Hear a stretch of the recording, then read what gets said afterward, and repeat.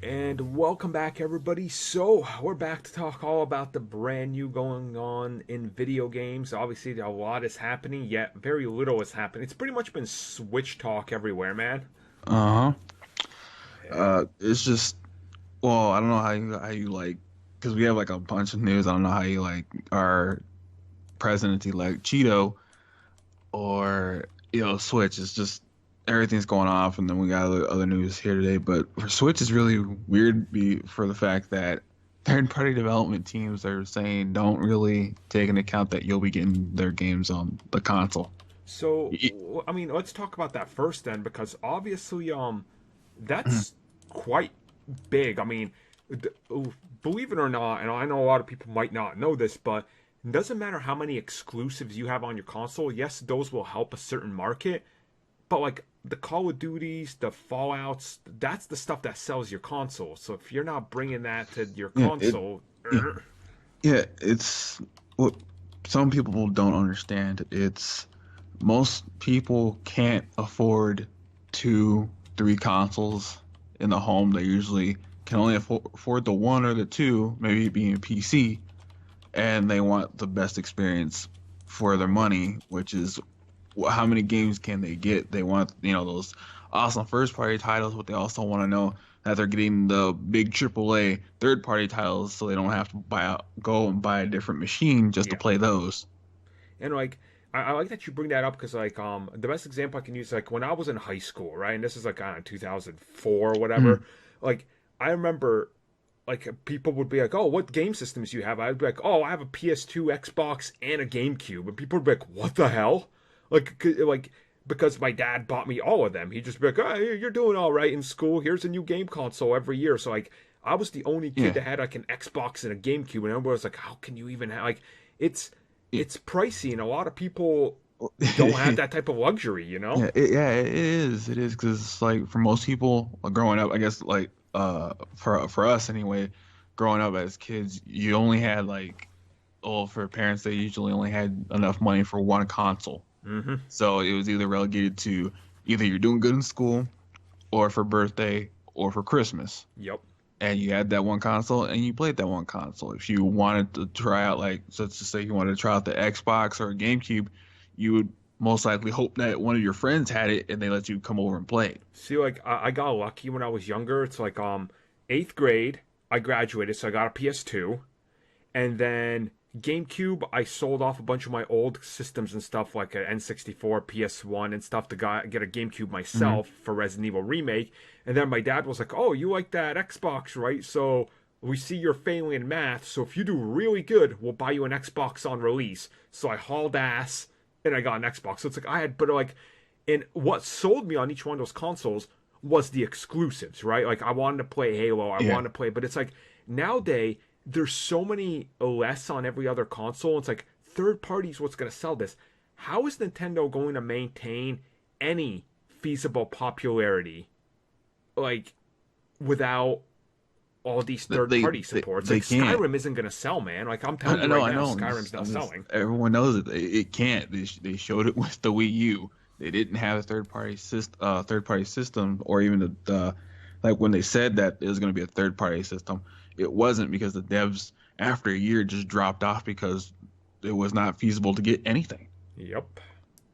And when people say, "Oh, you don't need it," you kind of do because people aren't always looking for like $300 Nintendo system. They don't want that. Of course, they love the Nintendo IPs and they enjoy them, but they want to play other games, not just, Mario, Zelda, Metroid, or Splatoon.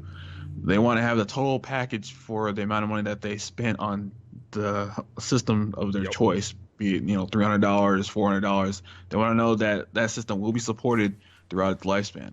And that's something we're going to talk about when we get to the end of the show, where we're talking about what we're playing, and I'll quite literally shock people with what I'm playing. But it's like when you're thinking about it, if I'm dropping, let's say my kid comes up to me, right? She's like, "Oh, I want a new console," and I'll be like, "Shut up! You already got a PS3 and a goddamn 52-inch TV in your room." Okay, I won't actually tell her to shut up, but I'll yell at her. But if she tells me she wants the new Nintendo console, I'm gonna be like, "Really?" Because you're not gonna be playing anything but like these four games, right? Like that's a problem when you're weighing your options. And there's always that parent that goes into the store like, oh, well, my kid wants to play the new Call of Duties. What can I get him? It's like, well, you can get him the Xbox One or the PS4. Well, how about the Nintendo? It has the Marios. It's like, yeah, you're not playing Call of Duty on that. Oh, Yeah. huh. Yeah, it's just like even with indie games, you they want to play it on one of the other consoles, or you basically play it on PC because most indie games are not that intuitive on a basic entry level PC. Yeah, yeah.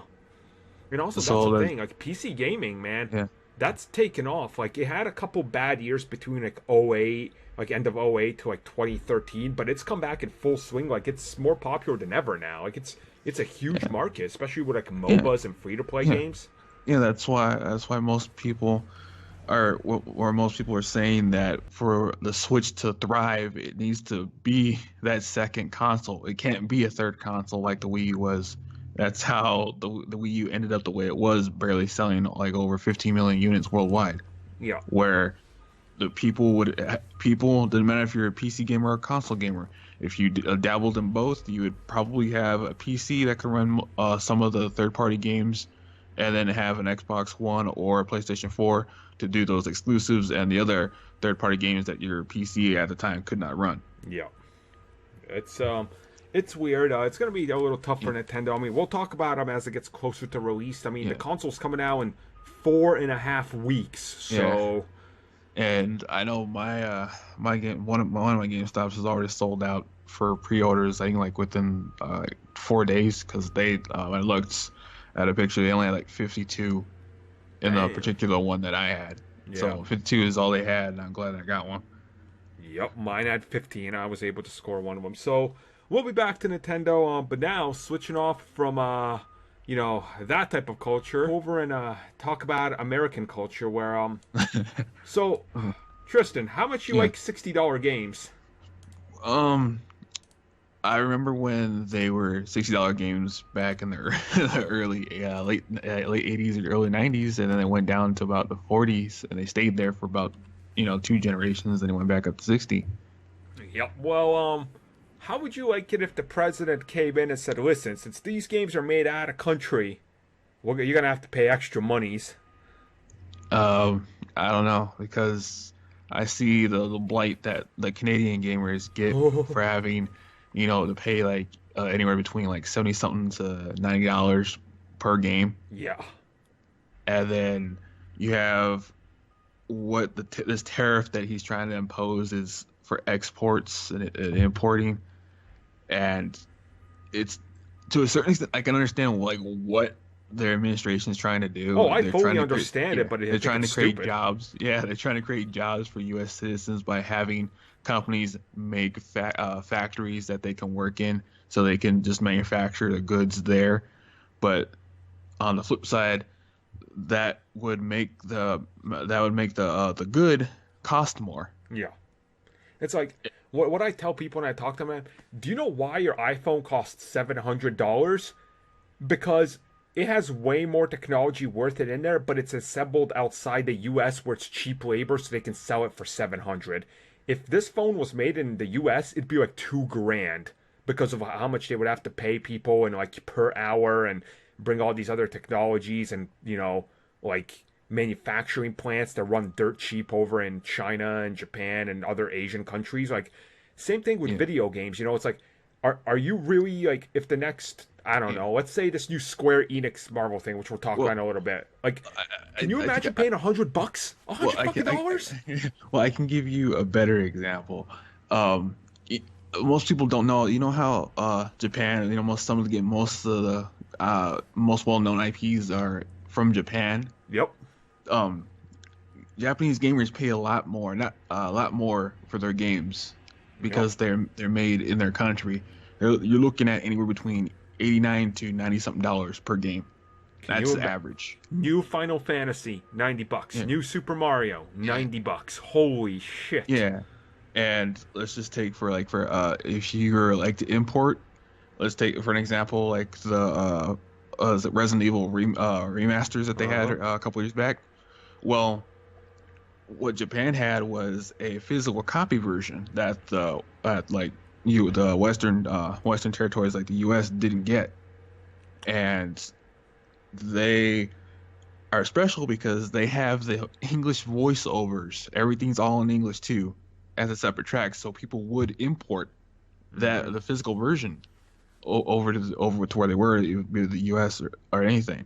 That in itself would be about like 80, probably like 90, let's say like 95, Yeah. 94, 25. Add 10, 15% to that shipping, you're looking at over $100 for a particular game. So unless you really love that IP and you're like a super fan, maybe importing is not going to be a feasible option for people who want to get the game early or get that very exclusive special edition that's not in your territory. Yeah, it's going to be an interesting time. I mean, obviously, or nothing is set in stone yet, but Yeah, if because this if goes they through, it, oof, yeah, because another flip side is that what's if he does do this, the flip side to this is how are the other countries going to react? They're not going to like it at all. no. Well, I mean, this wouldn't impact the digital sales, I assume. Most likely not, but they might try something because you know how people are mad at Rockstar for Yeah. their digital sales because on Steam, was it Grand Theft Auto 5 is still like $60 even though it's digital. Yep. Yeah, just Uh, it's just a wait and see. But for this, I don't like where it's headed. no, not at all. So that wraps up the Cheeto tack. So Tristan, interesting stuff came out this week regarding the Xbox One Scorpio, Xbox Scorpio, whatever you're gonna call it. Mm. Well, So it's so the specs are apparently out. Digital Foundry really got their hands to look at what it is, and this is specs from when it was revealed. So it's going to be essentially take a PS Plus or PS4 Pro, right? Duct tape two of them together, and that's in layman's term what you're getting. So you're getting a like pretty substantial machine, right? But here's the thing: mm. how many exclusives does Xbox One have? um, not very many Because here's the because thing: without the accounting for a new Forza game this year, yeah. they only have 5 exclusives, and 3 of those, like Crackdown and Sea of Thieves, might not make it this year. We don't know. So they have maybe 3 or 4. So here's the thing: if you're buying the Xbox One Scorpio to get 4K 60 frames a second, Mm. you're gonna get this on maybe 4 or 5 games. And I know Call of Duty, maybe a Mass Effect's gonna support it, but that's also coming to the Pro, and it's like it starts getting to this weird thing where I've seen people battle over which one is better. I'm just like, neither one is really worth it. And I say that as a person who owns a PS4 Pro, and I'm like, Uh, there's only a few games taking advantage of it, so it yeah. seems like Scorpio's going to come in. It's probably going to be $500 by the Yeah. look of it. Guaranteed PS4 Yeah. Pro by then is going to drop the price to like 300, and they Mm. can still go 4K gaming. Yeah. Yeah, it's what it's like what people even the companies themselves have said it's premium pricing for a console that supposedly is stronger, which most likely it is, but you're paying premium for probably games that are not going to have support for that the console or Scorpio. They're not going to have support for Scorpio out of the box unless they've been developed in development for the system, particularly Right. like Call of Duty. So if they do have Call of Duty, they're probably gonna have a Scorpio mode in it, built in probably with day one, probably with the patch. Yep. But other games, they're probably not unless they have enough time to input the patch. Right, and that's another problem. Like, this is constantly raised up against PS4 Pro. People are like, I don't see the point. It's just better graphics. I'm like, right. So that's what Microsoft is doing. They're coming at this weird thing where, like, it's the most powerful game console ever, but there's maybe, what, 2 years left of this generation? Like, this November, Mhm.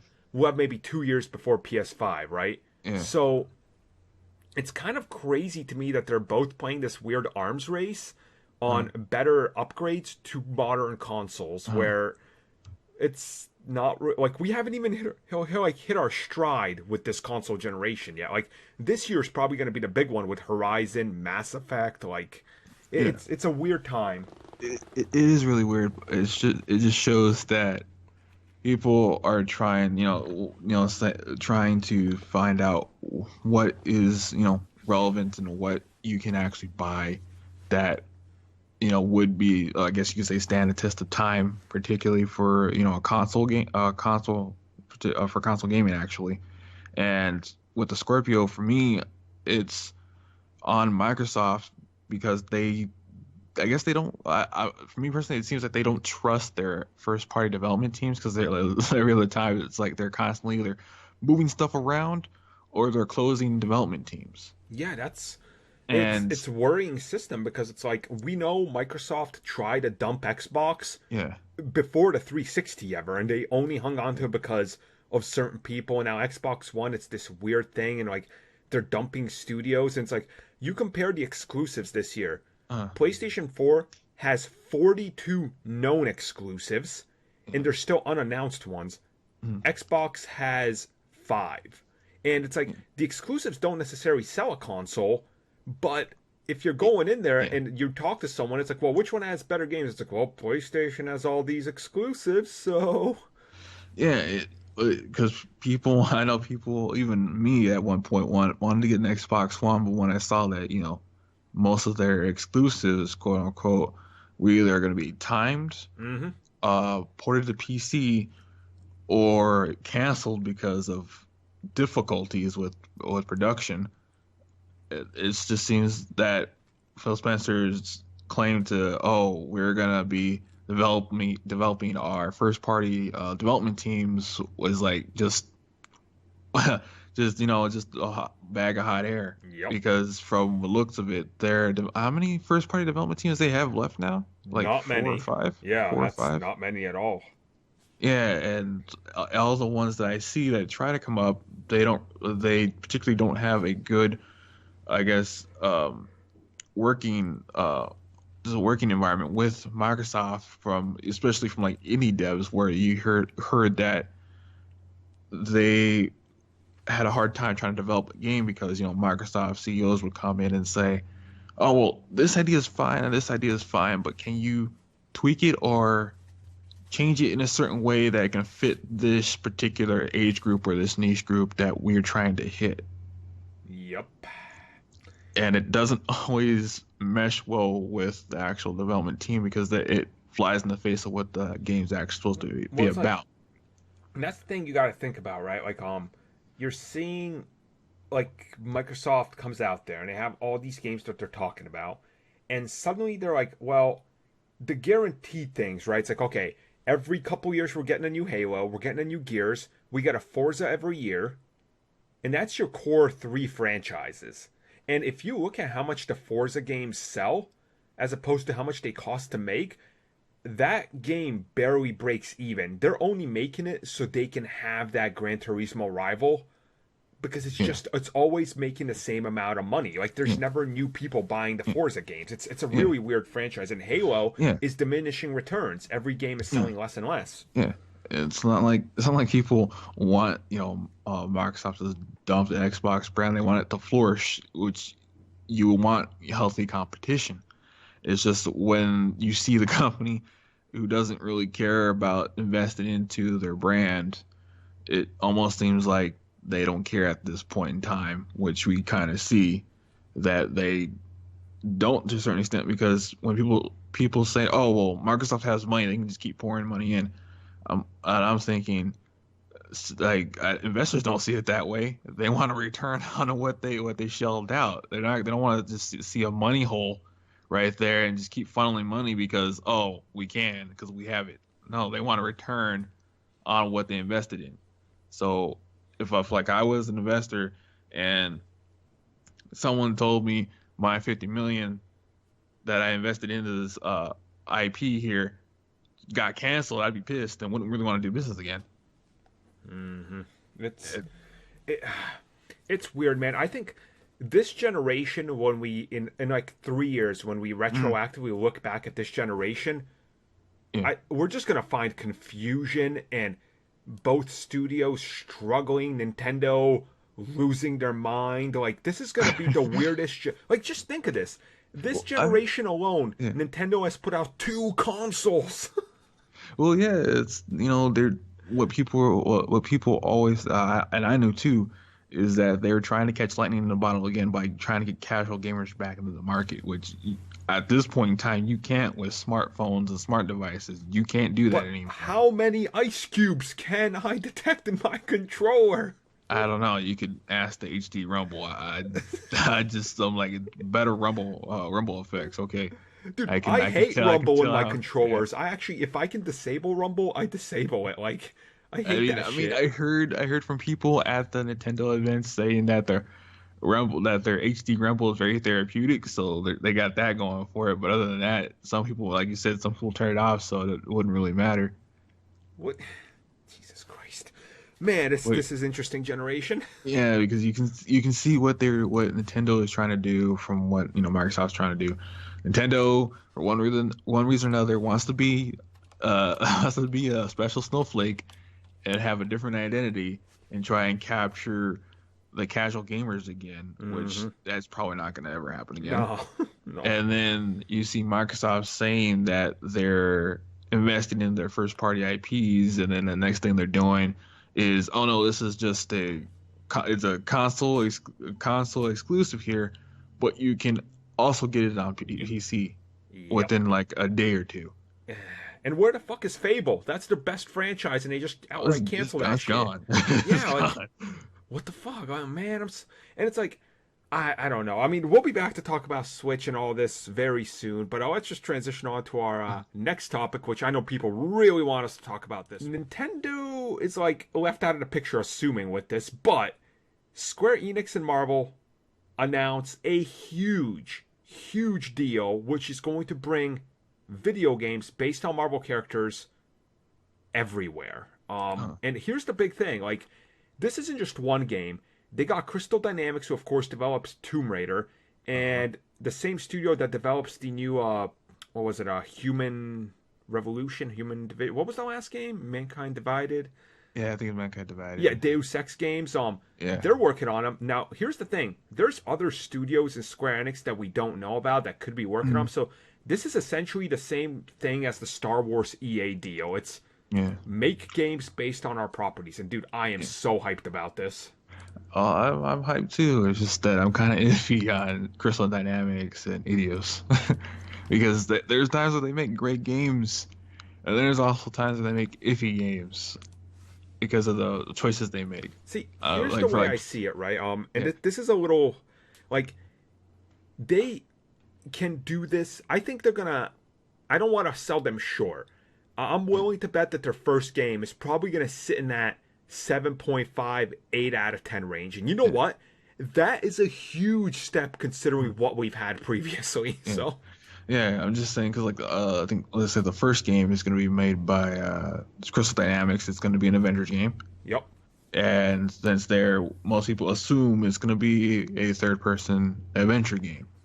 So my concern is that I know the writer left, but hopefully they don't get the same caliber of writer as the one they got for the Tomb Raider reboot Mm. because they need they either need to work with Marvel and get get some actual comic book writers Oh, I as guarantee you, yeah someone as like Joe Quesada is going to be involved. as to oversee some of that game writers' ideas on where the stories should intertwine and go from Yeah. because if we're going by what Tomb Raider did, I don't want to see Captain America say killings are wrong, but yet he's going on a murder spree. um, well, here's my thing. We know that there's another Tomb Raider game in development, right? Yeah. And that one is being developed by a second studio. It's like a spin-off of the normal one. So my prediction is that Crystal Dynamics has already been working on this one for at least conceptually for a couple months, right? But Yeah. I'm telling this to people right now. You're not seeing the first game till maybe at the earliest playable in fall of 2018, if not spring Yeah. 2019. Like, this is Yeah. so far out. I Yeah. saw people already being like, "Oh my god, I can't wait to play this year." I'm like, "Are you fucking insane?" Yeah, you should talk to Mitch about that too, because he was getting on me. I was like, I'm seeing a teaser trailer. Normally, when they do teaser trailers, they're far from actually showing it in a playable state. Yeah. Like, here's the thing. Guaranteed, they're going to show off whatever this game is this E3, right? Whatever the first one Yeah. is, and maybe tease the second one. But these games are so far from release because first we're going to have the Guardians game coming out this fall. Then we're going to have Spider-Man coming out. And Yeah. then probably 7 to 12 months after that is when you're going to see this game show up. And Telltale still has a second game they're working on for Marvel. So Mhm. it's going to be a constant rotation. But I mean, I'm really excited. Like, they didn't get EA or Activision, which is what I was really fearing when I heard that they were going to. Because Yeah. I've known there were, Yeah. like, I've talked to a guy who told me that a video game deal was happening, which is why I haven't been talking about it much because I knew it was Yeah. coming. And he said it's not who you expect. So automatically I was like, okay, so it's not EA, it's not Activision, because Activision fucked Marvel in the past. So I'm glad it's at least a competent developer. Yeah, they're going with a competent third party company that so far has, I guess, the track record to give a enriched story for a video game from what they do from like the Final Fantasy series or even like things like Chrono Trigger and the like. So I guess that's what Marvel is banking on, is that with the help of Square Enix, they can make the comics come to life in video games again. Yeah. And can you just like imagine how good it's going to be to like have this Yeah. defined game by Yeah. competent people that's not Yeah, like I- broken and like Yeah. oh, I'm just hopefully if they are true to what they're doing now and using Unreal Engine 4 and not their in-house engine of the Luminous engine, yeah. because the Luminous engine, for all it is, if it was conceptualized and it could run, if they could get it to run, it would probably give Unreal Engine 4 a run for its money. Because when they showed the Final Fantasy, I guess you could say tech demo to see what the Luminous engine could do in 2.0. I think was it in 2015 is when they showed the Final Fantasy tech demo, which was completely gorgeous. Yeah. But from what we got, the only game and the last game that's going to use the Luminous engine was Final Fantasy 15. Mhm. But the thing about that is it's not using Luminous engine 2.0. It's using 1.5. So they're Because- still working on it. No, because they couldn't get it to run. That's the reason why Final Fantasy 15 is going to be was like one of the first games and the last game to do it. And from most of the other games going forward, they're going to use Unreal Engine 4. Mm. So it's going to make development time for the game a lot easier, because Unreal Engine 4, for right now, for this console generation, is the go-to. Yeah. So I am excited, but at the same time, hopefully, like I said, Marvel can have some of the writers oversee the game writers at Crystal Dynamics and Eidos to have a cohesive story to tell. And if they're going to intertwine their gaming universe together, That'd be awesome. they'd have to, play it off of whatever's happening in this game to play off whatever's happening in this game. That'd be great. And it's like also a thing, if people are going to start wondering, I can tell you right now that the PlayStation versions of each one of these games is going to get exclusive content. Disney and Sony have had a partnership since PS2. They always get exclusive content on there, and with the Spider-Man being a PS4 exclusive, guaranteeing you right now, every one of these games is going to have exclusive Sony-only content, and that's you can't change that. Oh yeah, and a little trivia fact here. The Marvel Alliance games. Nintendo was gonna have was gonna have a couple of their characters in it. They were gonna originally have Link and Samus in Marvel Ultimate Alliance, but they canned it because originally they didn't know it was gonna be multi-platform, so they didn't want their characters on the PlayStation 2 and Xbox versions. But yeah, I wanna play these games because I know what they can do, but I just hope that they can get the story correct for what they want to tell, because like I said, like for the first game it's gonna be an Avengers game, and for what Crystal Dynamics is doing, they usually do action adventure games, which is in the third person. And it's like, it's not even that. It's like, it looks like it's Avengers have to be reassembled because they're apart now. Either, So either that, or it's gonna be, or they're gonna try and play off like New Avengers where something happened to the Yep. old Avengers, everyone's split apart, and then they have a mishmash of old Avengers and new Avengers coming together. And did you also notice like the VO? It's like a girl talking. Yeah. So it's like, is who is it? Like it's very interesting. Like, do you get to You make can your own hero? Do you think? Like, probably for Square Enix, probably not. It's probably most likely either going to be one of the main characters, or we're going to get like a an AI that helps us along the way. I want Like for Marvel me, to like like for a me, I think personally it could probably be Friday. okay. I see. I want Marvel to piss everybody off and make it Riri Williams. Oh well, that would piss off the Marvel. That would piss off the Iron Man fans saying they want Tony Stark and not Ironheart. Yep. Oh, that'd be amazing. Marvel, please do it. Please, please, please.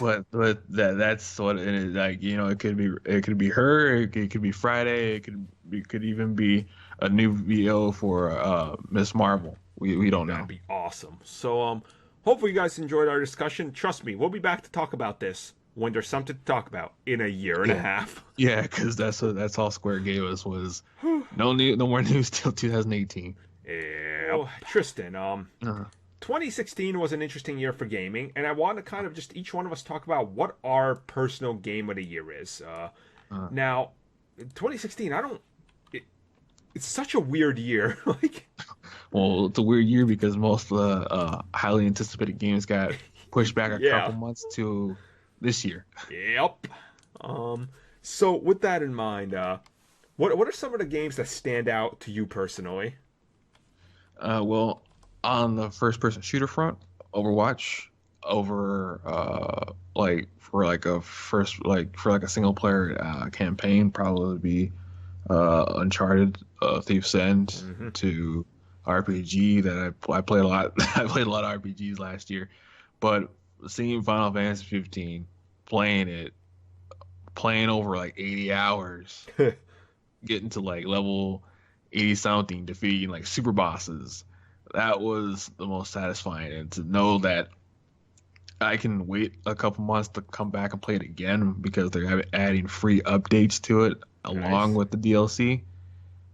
Yeah, I mean, I already got my money's worth by playing 80 something hours worth of Final Fantasy 15 and not stopping and getting like most of the high-end weapons and gear. See, I still haven't started because I'm waiting for the PS4 Pro patch. I think I'm just gonna give up on that and start the damn game. Like it's It is good. They do have a mode, if you want, well, not 4K, but a high resolution at 30 frames. hmm Com uh, you can have that mode, or you can have, you know, solid frame rate and just regular resolution.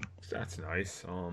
I tested both. They were both good, but I chose because for me and my play style, things would be exploding all over the place. So I just chose the steady frame rate. I will So always choose frame rate over yeah, visual.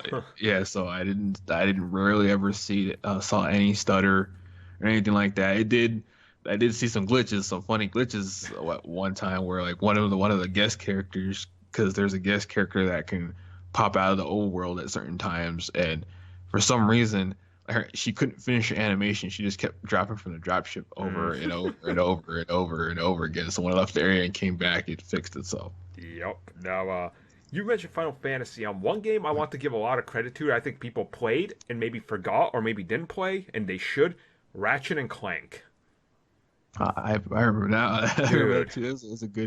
It was a good game. The movie got fucked over. I'm just gonna it, say that. it doesn't even matter about the movie because that game looks like a Pixar movie. Like It is. It it's is. insane how good that game looks. And not only that, in a day and age where platformers are all but gone because we gotta have to do this in the games, it's like this game is such a throwback to old school like fun platforming. Yeah. It, Oh, it's so it good. is, and most likely you're gonna get a sequel to the reboot because from what I Yes. remember, for Insomniac to say that the Ratchet and Clank for PS4 was the highest and fastest selling Ratchet and Clank game they ever made. Damn.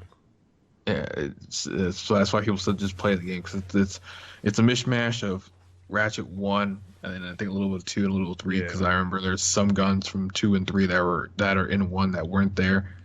But overall, it's good. They have all the original actors back. They play the Hmm. characters. It's funny.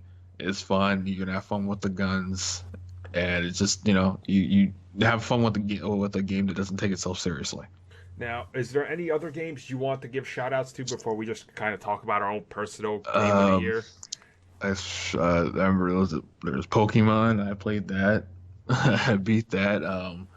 Well, it's like 'cause I have like a stack here too, but I'm not quite sure because I have like some of these games are they were ones I bought this year. The Uh, other ones. See, I want to give a huge shout out to one game in particular, Far Cry Primal. Uh, Uh, that game is such an insane concept. The guy, so Far Cry. Here's your guns. Here's your uh, towers you climb, and you got to do this. We're gonna take away all that, and you're a caveman in a loincloth. Go hunt down like saber-toothed tigers and mammoths. Like, and what's cool about it is it totally works, and you can even play like disable the hood and stuff, and just it's so good. Like, yeah, enjoy the hell out of the game. It's not one of the yeah. best, but one of my Mm, favorites, I would say, XCOM 2 on mm, PC. I haven't played it on console, but if you're a fan of tactical games, man, mm. XCOM 2 is your shit. And Sean was trying to get me to play that because he just showed me how I think like he got stuck on a part because like his guys kind of messed up on where they were supposed to go, so like they just kept getting massacred at every save state he did. Oh, that sucks. Well, yeah. Some games I want to give a shout out to, which were kind of underrated. One was Watch Dogs 2, which is a really good game. It's a step up from the first one. Everyone gave it like eights, some nines. It was a step up from the first one, but even with the promotion, not a lot of people bought it. That it's they Marcus. He's a actual character. you, Like he gets mad, he gets happy. you mean Glum Tom Cruise wasn't a good character? No, he wasn't. I've seen people try to defend that, saying I like that. I like him more than what do they say, like edgy? What do they call him? He was an edgy. Was it I think it's just the edgy. Like I guess a computer hacker that didn't take things seriously and talked in memes and stuff like that. I'm like, that's the whole point. It wasn't really taking itself seriously. They were making fun of the internet culture while they were doing espionage and stuff.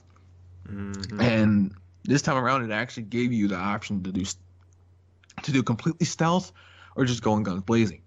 Because I had missions where I could just take my drones and start picking people off, walk in, not alert anything else, or walk out with my silence pistol that you can make. That was good. Or there were times where I said fuck it and I just pulled out a grenade launcher and started blowing shit up. Hmm. And then there's Titanfall 2, which it's sad that EA wanted to cannibalize its own sales, but the single player is actually pretty good. Like I'm not gonna say like they broke the mold on it. It just gave you a different option for the regular, I guess, single player, where it was like you had this one objective on rails, go here. One objective on rails, go here. Yep. From what Titanfall 2 did was they gave it to you that, but they actually made it mean something because you had talks between is it I think it's Jack the pilot and BT. They were constantly back and forth talking about things and about the objectives and what's going on. Yeah. That's what I liked. It was that personal, it was that personal experiences where Honestly, like Titanfall 2 is my favorite shooter of the year. Like I love the hell out of that game, and I mean, I love the hell out of the first one, even though that's multiplayer only, and I never played multiplayer, so that yeah, tells you a lot. Like it's a solid universe they built, and it sucks it yeah, was thrown under the bus yeah, and sold like shit. yeah. I mean, like, I mean, they got me to care about my robot. Yep. They literally got me like there is the like close to the final mission where BT tells it's all Jack, come here, you know what to do, and like you get his AI core, and once he powers you up and you're just you're basically aim behind everybody, and he comes there's a new exosuit that comes down. You put it back in, and then when Jack says, "Are you the same BT?" and he goes, just new. I think it's new skeleton." That got me real hyped. I was like, "Yeah, I got my buddy back." And Mm-hmm. it's just yeah, it's just that they got me to care about another character, even though you get that personal experiences with characters. When a development team can do that, they're doing something right. They're Yeah, making people care about those characters in that universe that they have. I know, right? But a couple of other games I just wanted to quickly mention. Mhm. Obviously this year there was the new Hitman. I love the hell out of it. Uh, Mhm. Now obviously, I think one of my favorite games. This is an indie game. It's in my top three. Would be Mhm. Firewatch. Have you played that one? I've seen it. I have it I have it on my download list. I haven't downloaded it yet. It's so good. I'm gonna have to. I got some other games to play first, old from this year, and like I got to get through. I think I have like a couple weeks to get through, so I might get it through. I might try. Just buy it or download it and then play it. This It's like probably next week. 3 hours and it's amazing. Oh, yeah, yeah, I'll probably download it next week and play it because I have like a couple weeks free before Horizon. Now, another big one that came out. We're kind of dwindling down to the top three-ish games that were most hyped for the year. uh, So, No Man's Sky. uh, it was like I said, it was what at first it was what they said. I gave it like a 7.5. Yep. I didn't really have like, oh my God, it's gonna be game of the year. I was like, no, it's probably gonna be like a 7 or an 8. Yep. Nah. So with that in mind, I'm just gonna quickly just jump on straight to my game of the year, and that's gonna be Uncharted 4. uh, I mean, what what's not to say? The way it starts, you actually get to yeah. spend time with Nathan and Elena doing nothing. The way it ends is Oh, did absolutely you perfect and beautiful. Like it's did you did you do one of the optional things where like you're in the attic and you see the Nerf gun? oh yeah, oh yeah. I did that. It's hilarious. Well, yeah, it is. So it's like, well, it's what Naughty Dog wanted to do. They wanted to have Nathan Drake go out with a bang. Because like in the beginning, the opening sequence, you saw all of his adventures. You had that new Nate's theme. That's the opening theme for every Uncharted Mm-hmm. game. It's Nate's theme. Like it just evolves from like you'll have Nate's theme and then Nate's theme 2.0, 3.0. This one's Nate's theme 4.0, but it's a little bit different. It's like for from what I've seen from what people said, it makes them happy, but it also makes them sad because from the melody. It makes you remember all. If you played all the games, it makes you remember all the adventures and all the set pieces that you and Drake went through. But as the song goes on, it makes you feel kind of sad because it has that tone that you're at the end of the story. It's gonna be over soon, Mm, and most people don't want to say goodbye, but you have to. yeah. Well, slight spoilers, but I think we can all agree that it's not over and it's gonna pick up in the future with a Tomb Raider of sorts. Oh, it's like what Naughty Dog said is that if Sony wants to go that way, they can go that way, but they're not gonna return to it after I guess after whatever they're gonna have come out of the new DLC story. Good. You know what? Get the guys that did the damn Atlantis one on Vita, because that game felt just like Uncharted. So do that. Yeah, yeah, because that's what people say is that they're just gonna milk Uncharted. Technically, no. It's only if Sony wants to milk the franchise that they can Oh, go ahead and and they do it. do. Trust me, they Yeah, do. that's what Naughty Dog said is that Sony gave them the free reign. If they want to continue with Uncharted, they can. If they don't want to, they don't have to. It's the best-selling game this generation. Of course, they're gonna milk the shit out of it.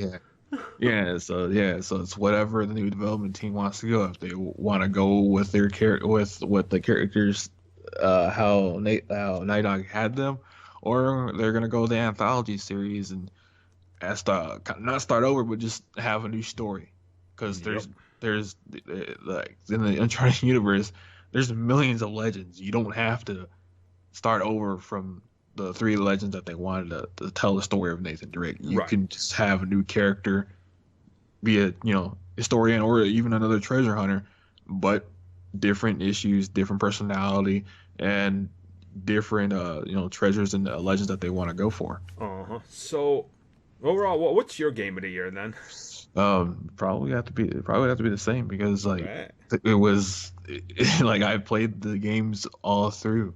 I played them all, and I grown attached with it because, like what people said, it was Indiana Jones that you could play. That people Mm-hmm. forgot that it was a game. It looked like a movie at times. Yep. And I do just want to give a quick shout out to my. It would be my game of the year, but it can't classify as an actual game. So, Witcher 3 Blood and Wine expansion. Holy shit. Oh yeah, I've seen some of those game of the year It things where they gave that optional. If we did have, it's like well, if this did qualify, we would have given it to the expansion pack. dude, $15 gets you 60 hours of content that's so fleshed out. Most full games don't have this much story and character. Like it's dude, CD Projekt Red, man, if oh god damn it, they nailed that fucking game in every aspect. I mean, I'm still playing it this year. Like it's the game I played the most 2017 and 2016. Like it's like I just constantly go back to it. Hell, my second PS4 I permanently have in rest mode, and Witcher 3 is always in there. So I just hit the button and I play for like it's that's all I do. It's kind of crazy. Yeah, I mean, like I have like tons. Like this is, I think, like with this one, well, with the pro that I use for like recording and for the channel and stuff, I have here next to my PC, and I have, I have The Witcher 3. I bought it digitally because I think like last week I was on a digital binge and I bought like a ton of games digitally for like the first time. Because I usually get them physical, but I do get them physical. It's just that it's the first time I get them on digital. So I'm getting ready to dive back in with the complete edition. Mm-hmm. And it's just, I'm trying to find a way to do this because I have a lot of games to to cover, and it doesn't help that Mass Effect comes out in March, and I think what you said that what you saw is that there's supposed to be a new cinematic trailer this today, I It think. dropped 2 minutes ago. Oh fuck that shit. Fuck me. Yeah, yeah. So after this, we're gonna watch that. Which once we're actually talking about what we were, kind of playing and what our top of 2016 was, and kind of transition on to our last topic, then Tristan. What the hell have we been playing? And I'm just gonna shock everybody. So, I've said before multiple times, like Asian culture, I love it, but I don't understand it. Like I don't. Like it's like, oh, I appreciate this, and I wish I could get into it. And uh, finally, people have been talking about the Yakuza games yeah. since they started, but I've never been able to get into them because I'm like, I just it felt off to me. So Yakuza Zero, and people are like, other people are literally begging people, being like, just buy this if you've ever showed interest, so we can get more of them translated. So I bought Zero. Yakuza Zero is fucking amazing, man. Like it's I feel bad that I didn't start the series, but I'm gonna beat Zero. I'm waiting for the remake of one, and if I have to, I will get the rest of them on PS3 and play them because it's damn good. The reason for it is, like you said, most people don't understand Asian culture, Ugh. and that's why we don't get either, English dub or subtitles, Uh-huh. because what Sega sees is very poor sales when they do port it over. Yep. And that's why that's why there's like disparages and like missing games where we would get a couple of them, and then for I don't know how many years we miss like three or four, and then they come back again because people do, on the internet people were loud enough that like Sony would partner up with Sega and said, we'll give you the money if you need the localization for the subtitles. Yeah. And not saying that they're not bad games, most of them are good games, just that with with Westerners who don't really partake in or try to learn other cultures, Mm-hmm. they just see it as a weird a weird weeaboo game that they're not gonna really care about. It's a niche market, man. That's the problem, right? And Yeah. it's like I never would have given it a look have I like just not heard so many good things. I'm like, I just need to see what this is about. And it's like it's so good. The story is amazing. The characters, the gameplay, man. And not only that, the city they crafted in there. It's Yeah. like that Grand Theft Auto level of it's breathing and Yeah. it feels real. Like, if anybody's listening to this and you've had doubts about this game, trust me, Uh, as a person it's- who hates this yeah. shit, go get it. Yeah. Here's a fun fact for you. You know what Yakuza Zero has that Grand Theft Auto 5 doesn't have? Uh, Actual Japanese porn stars in the game. Yes, they confirmed that there's actual Japanese porn stars in the game that you can talk to and do mini games with, which Awesome. it's which is weird but also funny at the same exact time. Like it's just there's so much, man. Like I don't. Yeah. I love it. I can't wait. Like after this, I'm just gonna go and play more. Like I'm just gonna go play more of it. It's that good. It's a really good Mhm. damn game.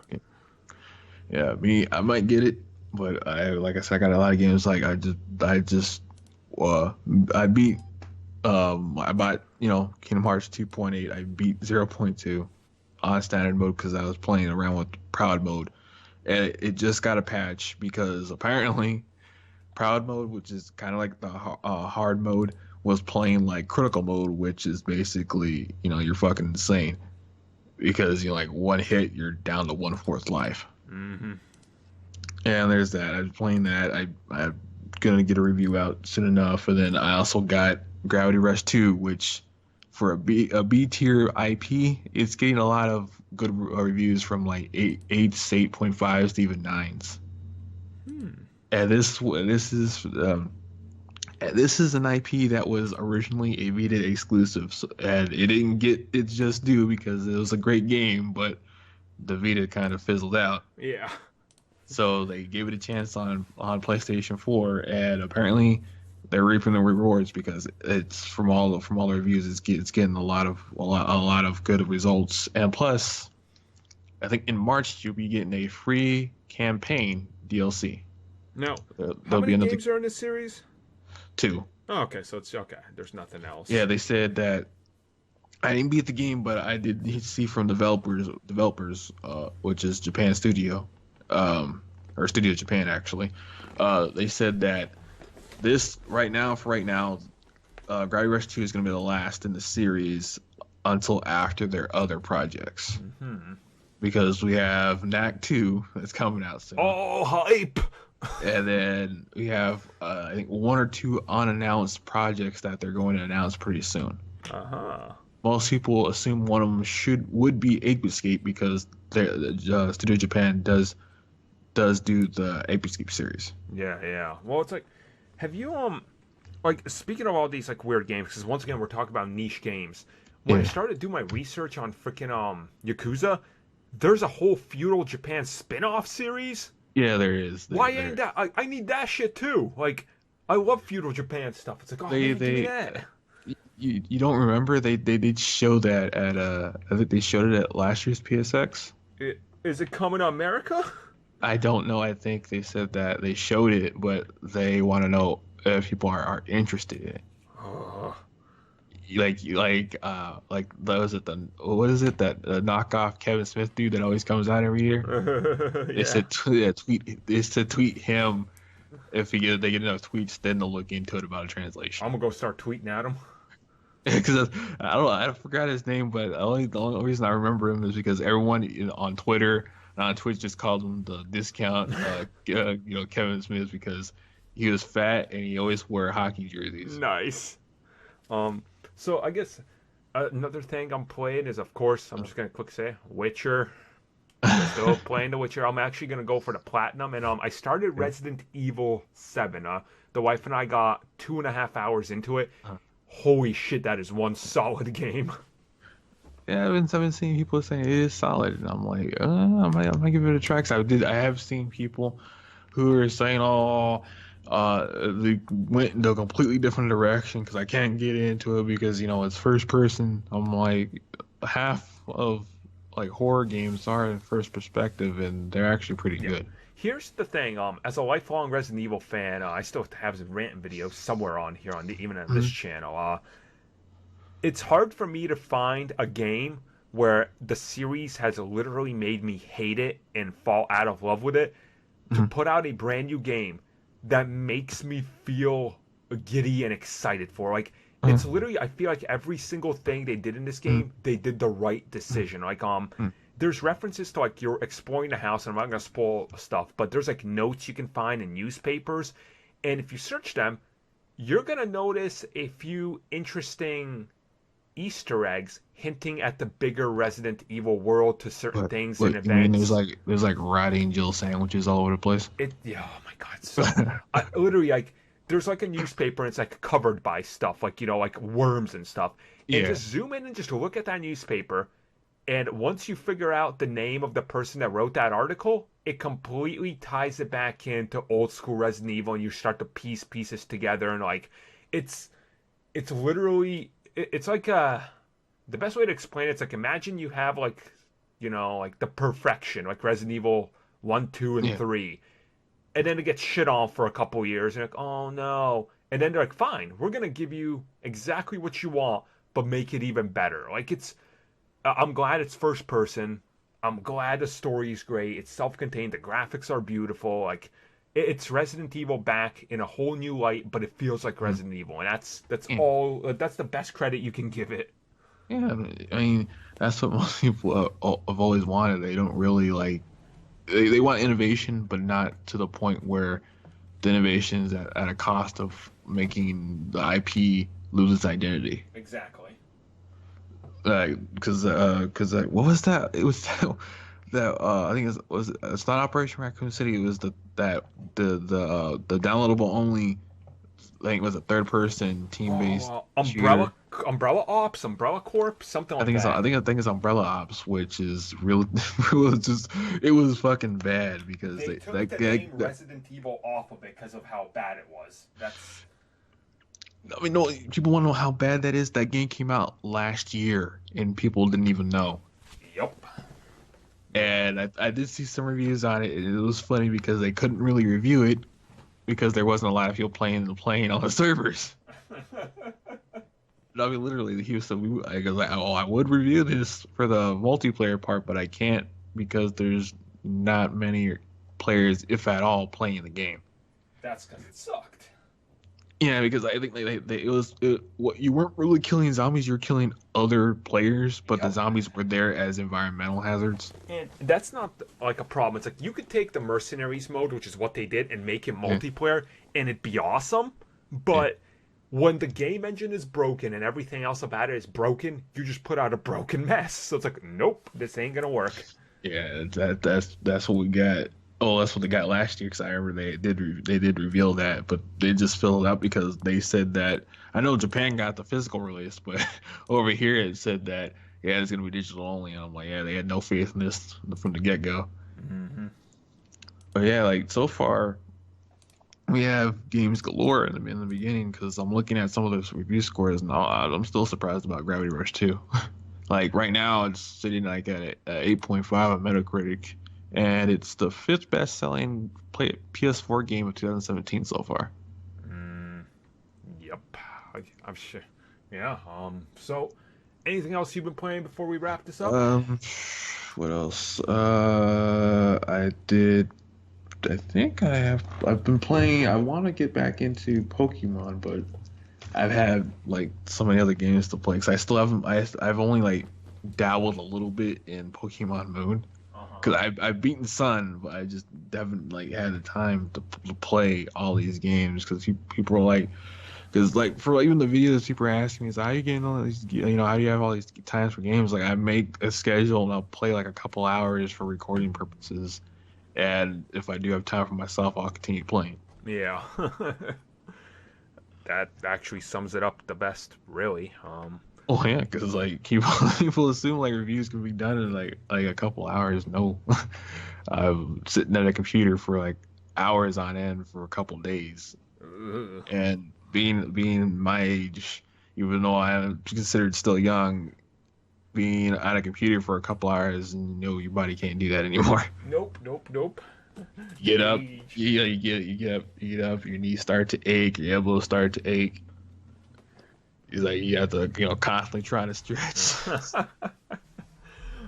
So that's gonna bring us to wrap up the podcast. So thanks for joining us, guys. Hopefully you guys enjoyed the show. It's been a longer one, but we Yeah, talked a ton of yeah, topics. yeah. And for you casuals, just because Square Enix does a teaser trailer doesn't mean it's gonna come within the holiday season. Bullshit. It's coming November. I know it. Fucking know it. That's it. uh, naive, Well, you know what? fools. Technically, it could come out in November if they were to do what Hitman did, put out one episode and then release like a freeform city every 2 months. That could be a cool approach. I mean, they It did could, Hitman, and that game is it awesome. it could, but then you get people to say, "Oh, there's not enough, there's not enough content for the episode. Why did I pay $25 for this?" Yep. Well, that's gonna happen anyway. So